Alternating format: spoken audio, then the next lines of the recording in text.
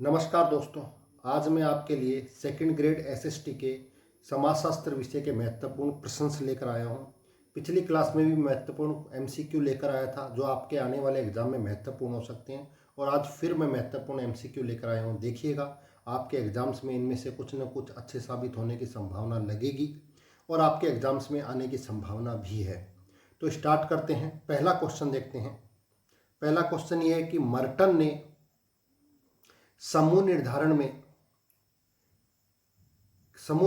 में कितने आधारों का वर्गीकरण किया है, अर्थात जो रॉबर्ट मर्टन है उसने समूह निर्धारण के लिए कितने आधारों की व्याख्या की है कि जिस आधार पर समूहों का निर्धारण किया जा सकता है। तो पहला ऑप्शन है 16, सेकंड 26, सी 36 और डी 06। तो पहले बात करते हैं तो रॉबर्ट मर्टन की। तो देखिए, जब रॉबर्ट मर्टन की बात आती है तो ध्यान रखिएगा, रॉबर्ट मर्टन ने जो समूह निर्धारण के आधार हैं उनको 26 आधारों पर वर्गीकरण किया। पहला क्वेश्चन। दूसरा, रॉबर्ट मर्टन ने समूह को मुख्य रूप से दो भागों में बांटा। एक व्यक्तिपरकता और दूसरा वस्तुपरकता। इसको भी आपको याद रखना। तीसरी, रॉबर्ट मर्टन के बारे में एक बात और याद रखना, इन्होंने एक पुस्तक लिखी है, social theory and social structure. ये भी एक बुक है इनकी, एग्जाम की दृष्टि से आपके लिए आने की संभावना है इसकी, इसको याद रखिएगा। और बात करें मर्टन के बारे में तो देखिए, मर्टन ने महत्वपूर्ण एक अवधारणा दी है जो आपके एग्जाम्स में आने की 100% संभावना है। उसका नाम है कि मर्टन के द्वारा जो अवधारणा दी गई उसको कहा जाता है संदर्भ व्यक्ति की अवधारणा। संदर्भ व्यक्ति की अवधारणा मर्टन के द्वारा दी गई। यह भी आपके एग्जाम की दृष्टि से महत्वपूर्ण है। इसके अलावा मर्टन ने जो संदर्भ व्यक्ति की अवधारणा दी उसका एक आधार बनाया जिसका नाम था पूर्वाभासी सामाजिकरण। पूर्वाभासी सामाजिकरण के आधार पर ही मर्टन ने संदर्भ व्यक्ति की अवधारणा को प्रस्तुत किया है। तो ये 3-4 फैक्टर आपको पता होने चाहिए मर्टन के बारे में। तो इस क्वेश्चन का सही जवाब क्या होगा? इस क्वेश्चन का सही जवाब होगा ऑप्शन बी 26। नेक्स्ट क्वेश्चन की बात करते हैं।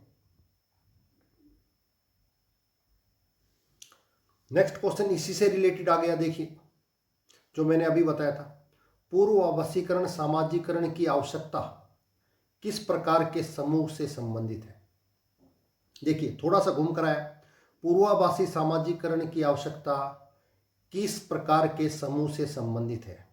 पहला ऑप्शन प्राथमिक समूह से संबंधित, दूसरा संदर्भ समूह से संबंधित, तीसरा सामाजिक समूह से संबंधित और फोर्थ बाह्य समूह से।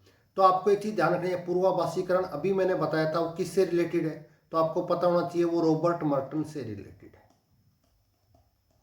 और जब रॉबर्ट मर्टन से रिलेटेड है तो मैंने कहा तो रॉबर्ट मर्टन ने एक अवधारणा दी है, उस अवधारणा का नाम क्या था? संदर्भ व्यक्ति की अवधारणा।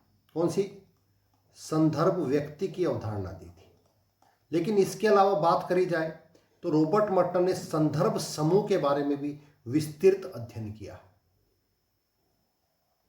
संदर्भ व्यक्ति की तो क्या दी है? अवधारणा। ये दोनों में अंतर को ध्यान रखना। इसका तो कॉन्सेप्ट इनके द्वारा दिया गया, और जबकि संदर्भ समूह है इसके बारे में इन्होंने विस्तृत अध्ययन किया।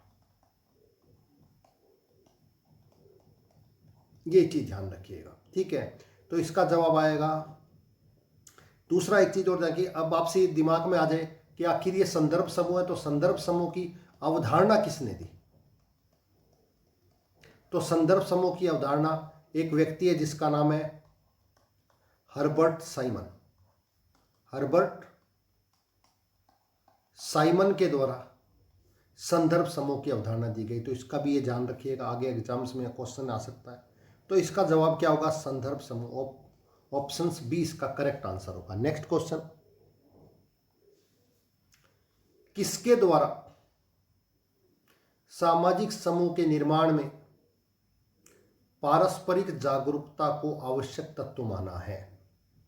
ध्यान रखिएगा, ये एक थोड़ा सा टेक्निकल क्वेश्चन हो गया। J.S. Right, Kingsley Davis, Giddings और साथ साथ में बोटोमर। तो इसका जवाब जो होगा वो होगा ऑप्शन सी, गिडिंग्स। अब गिडिंग्स के बारे में 2-3 बातें और आपको याद रखना है। वो क्या है? एक तो गिडिंग्स ने भी समूह के 2 प्रकार बताए। एक चीज याद रखिएगा, एक समूह का प्रकार है जननिक समूह, जन्म देने वाले, और दूसरे का नाम है एकत्रित समूह। एकत्रित समूह को हम कहीं पर एग्जाम में ऐसे भी मिल सकता, इकट्ठे समूह। बात एक ही है, इसको याद रखिएगा, ये गिडिंग्स के द्वारा दिया गया। ठीक है। दूसरा इनके द्वारा कहा गया कि संबंध जो होते हैं वो संबंध अव्यक्तिगत होते हैं।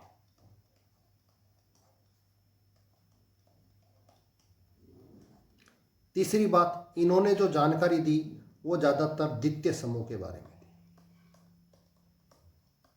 ये 2-3 फैक्ट आपको ध्यान रखने चाहिए। तो गिडिंग्स के बारे में, एक तो गिडिंग्स ने समूह के प्रकार बताए, जननिक समूह और एकत्रित समूह जिसको इकट्ठे समूह भी कहते हैं। दूसरा, इन्होंने कहा कि द्वितीय समूह वे हैं जिनके अंदर अव्यक्तिगत संबंध पाए जाते हैं, उन्हें ही इन्होंने द्वितीय समूह के रूप में संबंधित किया है, स्थापित किया है। तो ये गिडिंग्स हो गए, इसका answer option C. Next question की बात करते हैं। कौन सा एक सुमेलित नहीं है? इस तरह के एग्जाम्स में आपके बार बार क्वेश्चंस आते हैं, तो देखिए ढंग से समझिएगा। पहला है मर्टन, रॉबर्ट मर्टन, संदर्भ समूह। दूसरा C.H. कूले, प्राथमिक समूह।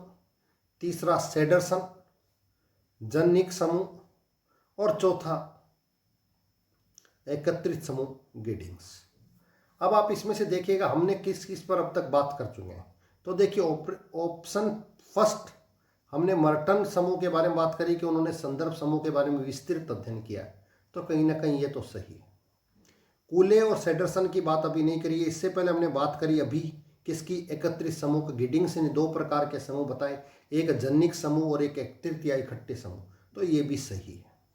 अब बचा सेडरसन और C.H. कूले। तो C.H. कूले के बारे में ध्यान रखिएगा, C.H. कूले ने प्राथमिक समूह की अवधारणा प्रस्तुत की है। ध्यान रखिएगा, वेरी वेरी इंपॉर्टेंट से एग्जाम्स में बार बार पूछा जाता है कि किसके द्वारा प्राथमिक समूह की अवधारणा दी गई? तो C.H. कूले के द्वारा दी गई। ध्यान रखिएगा, इनकी एक बहुत महत्वपूर्ण पुस्तक भी है जिसका नाम है सोशल ऑर्गेनाइजेशन।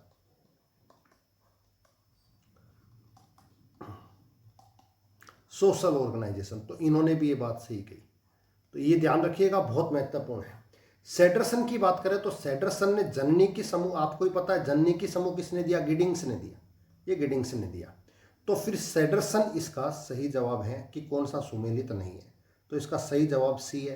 लेकिन सेडरसन के बारे में भी ध्यान रखिएगा, सेडरसन ने भी कुल 3 प्रकार के समूह बताए हैं, उनको ध्यान रखिएगा। एक समूह का नाम बताया उन्होंने ऐच्छिक समूह, ऐच्छिक समूह। दूसरा उन्होंने कहा अनैच्छिक समूह,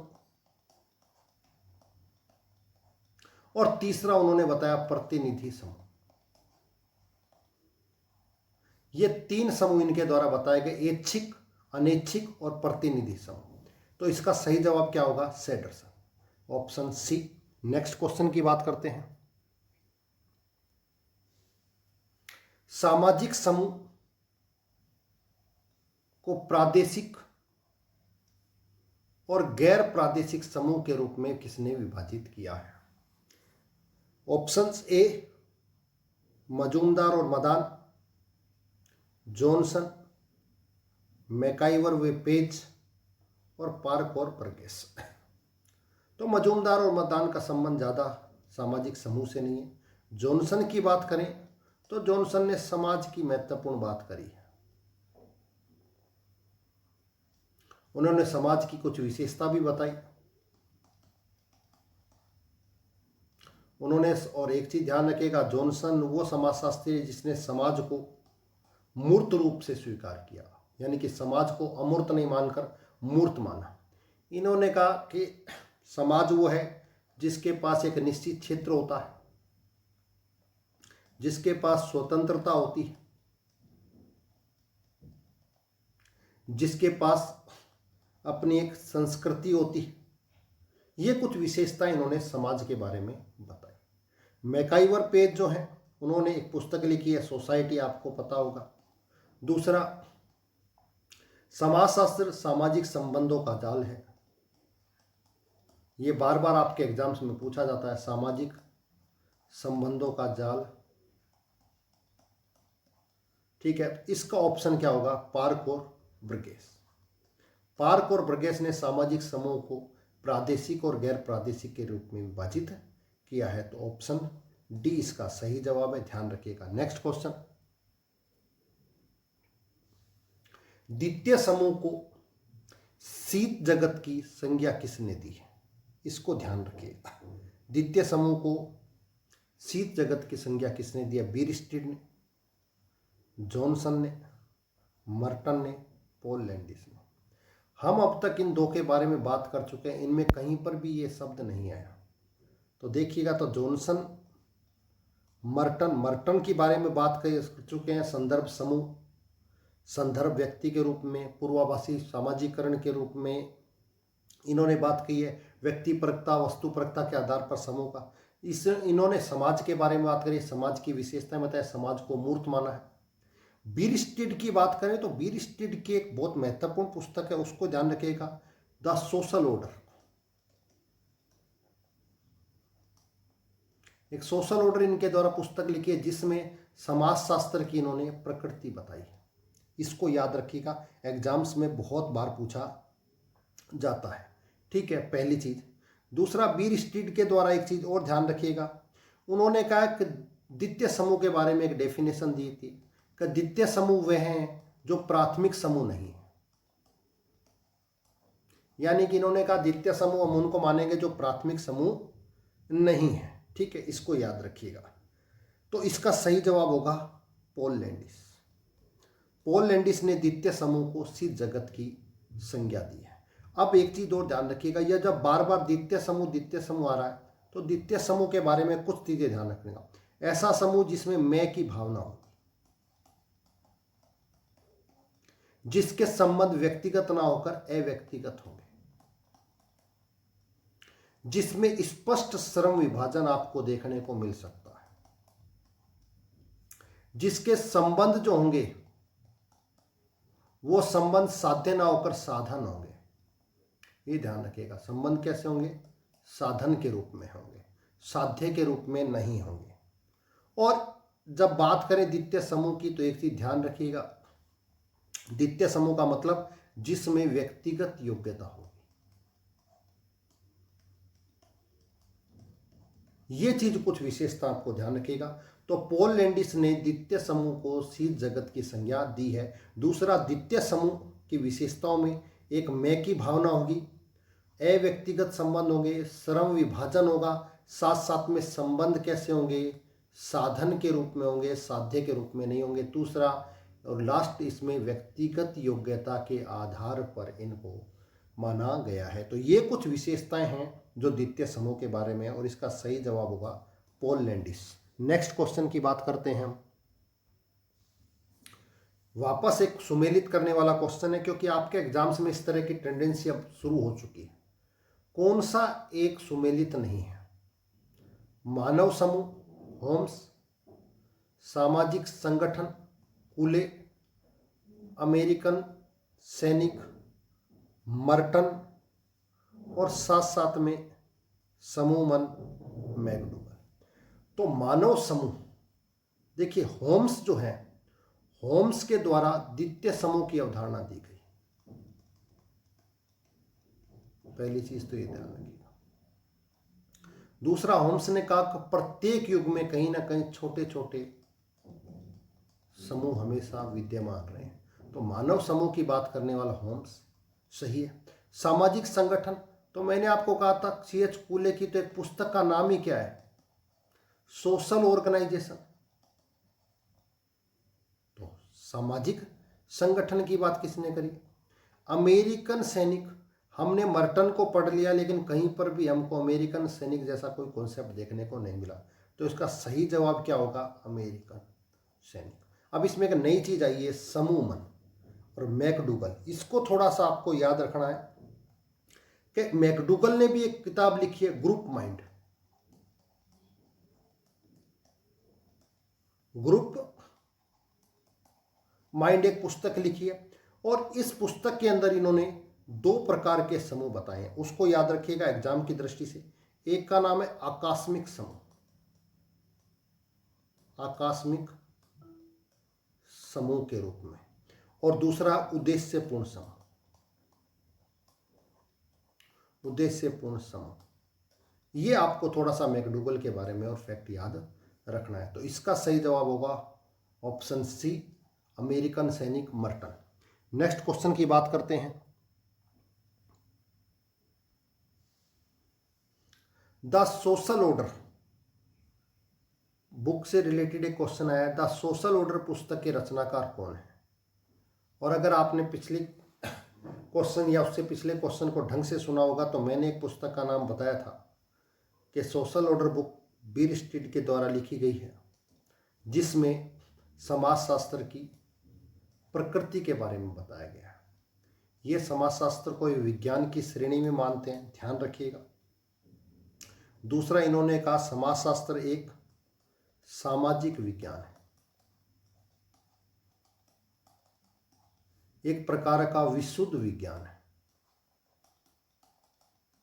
एक प्रकार का वास्तविक विज्ञान है,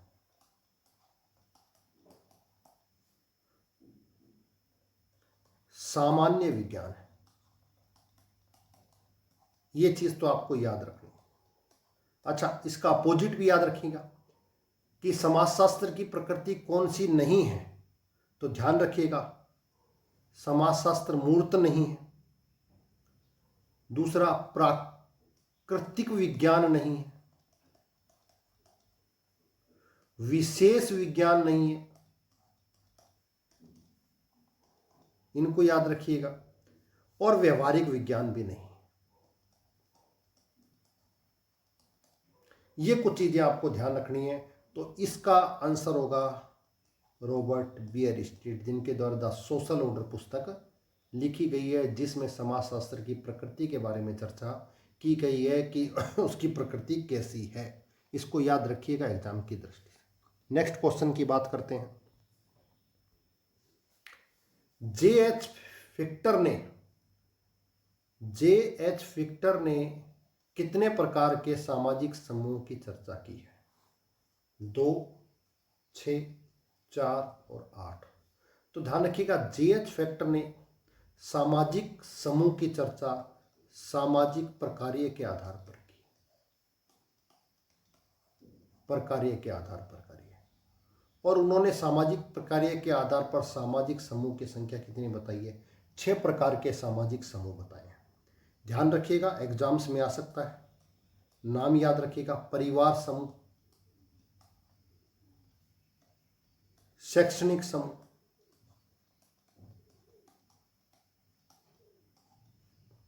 आर्थिक समूह, राजनीतिक समूह, धार्मिक समूह और लास्ट मनोरंजन समूह।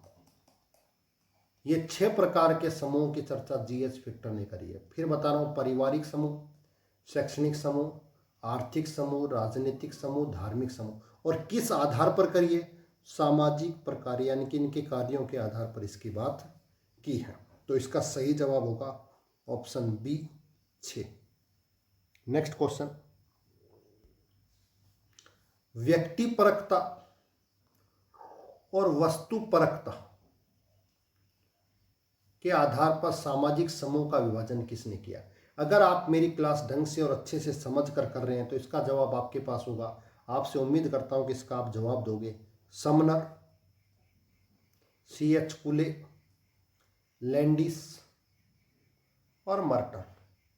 अगर आपके पास इसका जवाब है तो दीजिए।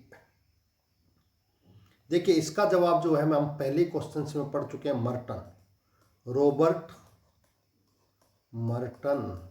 ध्यान रखिएगा, जिन्होंने 26 प्रकार से समूह के निर्धारण बताए और 2 प्रकार से समूह का निर्धारण बताया, एक व्यक्तिपरकता और एक वस्तुपरकता। अगर आपने मेरी क्लास देखी हो तो अभी ढंग से समझ रहे हो तो ये इसका आंसर है। पॉल लैंडिस के बारे में पहली बात कर चुके हैं, इन्होंने द्वितीय समूह को शीत जगत की बात करी है। C.H. कूले की बात करें तो अभी बात कर चुके हैं, सोशल ऑर्गेनाइजेशन पुस्तक इनके द्वारा लिखी गई। और प्राथमिक समूह की बात इन्होंने करी, प्राथमिक समूह, अन्य समूह। और समनर जो अब तक आपने पढ़ा नहीं है तो समनर के बारे में भी एक दो चीजें ध्यान रखें। एक तो इनके द्वारा एक पुस्तक लिखी गई फोकवेज, महत्वपूर्ण पुस्तक है, बुक है, याद रखिएगा, एग्जाम की दृष्टि से पूछी जा सकती है। दूसरा, इन्होंने हम की भावना के आधार पर दो प्रकार के समूह बताए, एक अंतः समूह और एक बाह्य समूह, यानी कि हम समूह और बाह्य समूह को उन्होंने कहा वे समूह। तो ये दो चीजें और आपको याद रखनी है। समनर के बारे में बुक का नाम है फोकवेज, समूह के दो आधार बताए, अंतः समूह, बाह्य समूह। अंतः समूह को हम समूह भी कह सकते हैं और बाह्य समूह को हम वे समूह के रूप में भी जान सकते हैं। तो इस क्वेश्चन का जो आंसर था उस था ऑप्शन डी, रॉबर्ट मर्टन के द्वारा। नेक्स्ट क्वेश्चन की बात करते हैं। अर्ध प्राथमिक समूह, अर्ध प्राथमिक समूह की शब्दावली का प्रतिपादन किसने किया है? ध्यान रखिएगा, अभी हमने पिछले क्वेश्चन में बात करी समनर की, तो ऐसा कोई क्वेश्चन आया नहीं, तो समनर इसका हो नहीं सकता। मीड पर हमने किसी प्रकार की चर्चा नहीं करी, ऑकबर्न पर हमने चर्चा नहीं करी, तो ऑप्शन क्या हो सकता है? C.H. कूले। C.H. कूले के बारे में ध्यान रखिएगा, इन्होंने एक तो प्राथमिक समूह और दूसरा अन्य समूह, इस अन्य समूह को इन्होंने बाद में द्वितीय समूह कहा। और एक इन्होंने अवधारणा दी अर्ध प्राथमिक समूह। ये ध्यान रखिएगा, खाली प्राथमिक समूह, इसमें एक चीज ध्यान रखिएगा, प्राथमिक आया है, जब प्राथमिक आएगा तो आपको कूले पर जाना है। अर्ध प्राथमिक समूह, ऐसा समूह जिसमें प्राथमिक समूह और द्वितीय समूह दोनों की कुछ न कुछ विशेषताएं पाई जाती है, उसको कहा गया अर्ध प्राथमिक समूह। आपके एग्जाम्स में पूछा जा सकता है, इसको याद रखिएगा, ठीक है। दोनों की विशेषताएं जिसमें पाई जाती हैं। लेकिन खाली अर्ध समूह आ जाए, अर्ध समूह, या इसी का एक दूसरा नाम आ जाए आभासी समूह, दोनों का अंतर समझिएगा। अर्ध प्राथमिक समूह आ जाए तो कूले, लेकिन अर्ध समूह या आभासी समूह आ जाए तो इसका आंसर होगा बोटोमोर। ये याद रखिएगा, पूछा जा सकता है, ठीक है। तो इसका आंसर जो है वो है C.H. कूले, option B. Next question की बात करते हैं। समाजशास्त्र में एक डेफिनेशन आ गई बहुत देर बाद, समाजशास्त्र में समूह, समाजशास्त्र समूह में मनुष्य के व्यवहार का अध्ययन करता है। किसने कहा? समाजशास्त्र समूह में मनुष्य के व्यवहार का अध्ययन करता है, समूह में मनुष्य के व्यवहार का अध्ययन करता है। Sorokin, C.H. कूले, green, किम्बाला young. तो ये एक डेफिनेशन है, आपको इसको याद करना पड़ेगा, इसमें समझने का कुछ नहीं है। इसका आंसर बता देता हूँ, इसका ऑप्शन है डी, इसका करेक्ट आंसर है। किम्बाल यंग के द्वारा ये डेफिनेशन दी गई है, समाजशास्त्र समूह में मनुष्य के व्यवहार का अध्ययन करता है। नेक्स्ट क्वेश्चन, अर्ध समूह के उदाहरण नहीं है, अर्ध समूह का उदाहरण नहीं है। तो पहले तो मैंने आपको कहा था, अभी अर्ध समूह की परिभाषा किसने दी थी? अवधारणा बोटोमोर ने दी थी। पहले तो आपको ये याद रखना है। दूसरा, जब अर्ध समूह की परिभाषा दी तो इसमें कहा गया कि एक तो उनका किसी भी प्रकार का कोई संगठन नहीं होगा। पहली चीज इसको याद रखिएगा, एग्जाम्स में पूछा जा सकता है। दूसरी, इनकी किसी भी प्रकार की कोई संरचना नहीं होगी, विशेषताओं में डाला जा सकता है। तो संगठन नहीं होगा, और दूसरी इनकी कोई संरचना नहीं होगी, ठीक है। तीसरा, ये ऐसा समूह होगा जो हमेशा कहीं ना कहीं समूह बनने की कोशिश करेगा, प्राथमिक समूह को बनने की कोशिश करेगा, लेकिन इसके साथ दिक्कत ये होगी कि इसमें संगठन नहीं होगा, इसकी संरचना नहीं होगी, यानी कि इसमें एकत्रीकरण नहीं होगा, इकट्ठापन नहीं होगा, कहीं ना कहीं होगा। और इसके अंदर कहीं ना कहीं पारस्परिक जागरूकता की कहीं ना कहीं कमी होगी। इस प्रकार के समूह को अर्ध समूह कहा जाता है। तो समझ में आ गया, संगठन नहीं होगा, संरचना विहीन होगा, साथ साथ में जागरूकता की कमी ना हुई, कहीं ना कहीं अभाव होगा, इसको याद रखिएगा। अब हम इनके ऑप्शन देखते हैं। ऑफिस में काम करते कर्मचारी, बस में इंतजार करते यात्री, रेल में यात्रा करते लोग, सिनेमा देखते लोग। अब आप इसमें देखिए, जिसमें संगठन नहीं होगा, तो बस में यात्रा करते हुए इनका कोई संगठन नहीं होगा, संरचना हो ही नहीं सकती जब संगठन नहीं। रेल में यात्रा करते जो बस वाला है, तो सेम यही होगा कि संरचना विहीन होगी और किसी भी प्रकार की कोई जागरूकता नहीं होगी। इसमें लोग इकट्ठे तो होंगे, एकत्रीकरण तो होंगे, लेकिन उनमें पारस्परिक किसी प्रकार की कोई जागरूकता देखने को नहीं मिलेगी। लेकिन ऑप्शन ए देखिए आप, ऑफिस में काम करते कर्मचारी, ऑफिस में, तो ऑफिस का मतलब एक प्रकार का कोई ना कोई ऑर्गेनाइजेशन है। जब ऑर्गेनाइजेशन है तो उसमें किसी भी प्रकार का कोई संगठन तो है ही, साथ साथ में संरचना भी हो गई। और जब संगठन, तो ऑफिस में जो कर्मचारी हैं उनमें आपस में कहीं ना कहीं संबंध भी पाए जाते हैं, चाहे वो व्यक्तिगत हो चाहे अव्यक्तिगत हो, लेकिन उनके बीच में कहीं ना कहीं पारस्परिक संबंध जरूर देखने को मिलेंगे। तो अर्ध समूह का उदाहरण नहीं है पूछा है, ध्यान रखिएगा, नहीं है। इसका मतलब ये भी था, ये भी था, ये भी था, कौन सा नहीं था? ये नहीं था। तो इसका आंसर होगा ए, इसको याद रखिएगा, एग्जाम्स में पूछा जा सकता है अर्ध समूह, या इसका मैंने एक दूसरा नाम दिया था, बताया था आपको, आभासी समूह। ऐसा समूह जो समूह तो नहीं है लेकिन हमेशा समूह बनने की कोशिश करता है। नेक्स्ट क्वेश्चन, किसने सापेक्षित वंचना के अवधारणा का सर्वप्रथम प्रयोग किया? अब देखिए, सापेक्षिक वंचना का मतलब समझिए। सापेक्षिक मतलब का मतलब एक तरीके से महत्वाकांक्षा, या इसको कह सकते हैं आकांक्षा। महत्वाकांक्षा या आकांक्षा के आधार पर किसने सामाजिक समूह के बारे में बात करी? तो सापेक्षित वंचना के आधार पर अवधारणा जो दी है वो सर्वप्रथम देने वाला था स्टाउफर। इसको याद रखिएगा, महत्वपूर्ण ध्यान रखिएगा। एक चीज और जोड़िएगा, सापेक्षिक वंचना के आधार पर हर्बर्ट हाइमन अपने पहले भी बात कर चुके हैं। हर्बर्ट हाइमन के द्वारा संदर्भ समूह की अवधारणा दी गई, और इस संदर्भ समूह का विस्तृत अध्ययन किसने किया? मर्टन ने किया। और आपको पता है मर्टन ने भी एक अवधारणा दी जिसका नाम है संदर्भ व्यक्ति की अवधारणा। तो मर्टन भी याद रखिएगा, हर्बर्ट साइमन भी स्टाउफर। और समनर की हमने बात पहले भी कर चुके हैं। समनर ने एक पुस्तक लिखी थी फोकवेज। अभी बात करें, आंतरिक और बाह्य समूह के रूप में समूह को डिफाइन किया था। तो इसका सही जवाब है स्टाउफर, बी। नेक्स्ट क्वेश्चन की बात करते हैं, आज का लास्ट क्वेश्चन। निम्नलिखित में से कौन सा एक अस्थायी समूह का उदाहरण नहीं है? ध्यान रखिएगा, नहीं है पूछा है, इसको याद रखिएगा। एग्जाम की दृष्टि से बहुत बार आने की संभावना हमेशा रहती है, पूछा जाता है। पहला है श्रोता समूह, दूसरा भीड़, तीसरा खानाबदोश जत्थे, और इनमें से कोई नहीं। तो एक चीज ध्यान रखिएगा, अस्थायी समूह, पहले इसकी बात ध्यान रखिएगा। अस्थायी समूह क्या होता है?